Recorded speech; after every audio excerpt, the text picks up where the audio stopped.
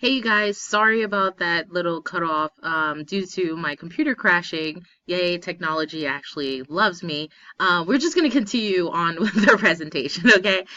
So like we were talking about, yeah, all of you guys can actually be a mentor mentee. You do not have to be considered a certain age to actually be a mentor or mentee. So just look at that in different organizations that you may be in or just like all your knowledge because you guys are smart out there. So, but to find a good mentee or to find a good mentor, you just make sure that your like personalities actually do match. Don't look at just your demographics. Do look at your personalities because if your personalities don't really click very well, then it's just not going to be beneficial. So speaking of beneficial, we're going to go on to goals. Make sure that you guys are actually clear and strategic on what your goals are. Like, what are the whole reason why you want to have a mentor or a mentee? Also, just make sure you also stay very confidential because having a mentor, they're going to tell you a little bit of secrets about the things that you should know about your organization, and it'll be really bad if you actually break that trust between you and your mentor. And the last but not least, you need to be actually like learning, so being trained in that case of the word as well. Now, the little tidbit, so looking at minorities in leadership roles as well. So we're gonna talk about more of having those minorities that are mentors, because of the advantages for those minorities, because they're already having a setback for that success. So having those minorities in those representative leadership roles will be more helpful in those junior mentees be able to succeed and flourish forward. So that relationship needs to be working at the fullest. So for the socialization, will help them push them to like meet people that they've met or just like understand how to network in that case of the word as well. Now too for to technological assistance, which maybe I should have needed that in the way for having those skills to actually achieve and succeed in your organization. So just those traits to actually be professional in that way, case of the words, or just skills so you don't crash and burn just like my computer did. So we're gonna move back on to number 3, which is the career advancement.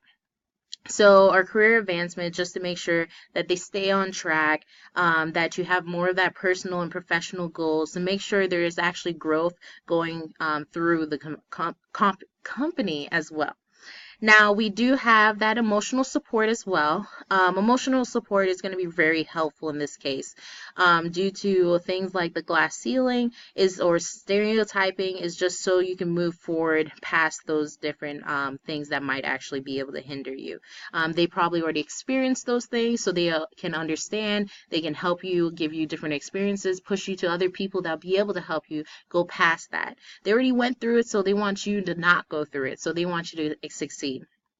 Now, they now studies have said so. Like for our nursing students, they have mentors in like clinical practicums, so that it actually reduces their stress level, so they actually can succeed better in their clinicals, which is great because we don't really want our nurses freaking out while they're actually giving you like an IV or shots like that. By having those mentors there, there's that self confidence that we talked about earlier, which will help you out.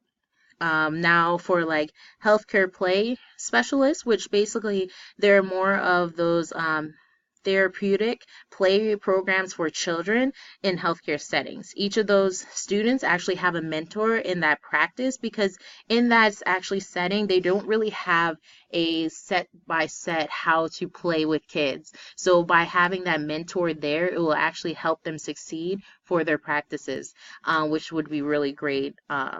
For those for those trainees. Now, just a quick takeaway points. Now, why are we even talking about this? So I want you guys to find who you are as a leader. What is your ambitions? What is your motivations? Or do you have strong work ethic? How do you want someone to push you into the motivation so you can actually succeed? We want to level up. We don't want to stay on level one all the time. We want to turn into those professionals of CEOs or just being practitioners or just anything like that. We want to actually succeed in our work. So now, doctors shouldn't really like be micromanaged, or like the healthcare staff should actually love the structure. We're trying to work with all different individuals to actually make the structure better. So that's why we need to look at different things, just like personalities, how we want to have our mentor program. Is the mentor program even working? Does our leadership style even working? Because we did talk about how different styles have different personalities, how it's just going to be a big trial and error kind of thing. Sometimes maybe you'll get it automatically on time one, but sometimes you might not. So it's just more of that fact of trying to succeed for other healthcare facilities, and so you can have a better organizational culture. So I hopefully you guys had fun and have a great Thanksgiving.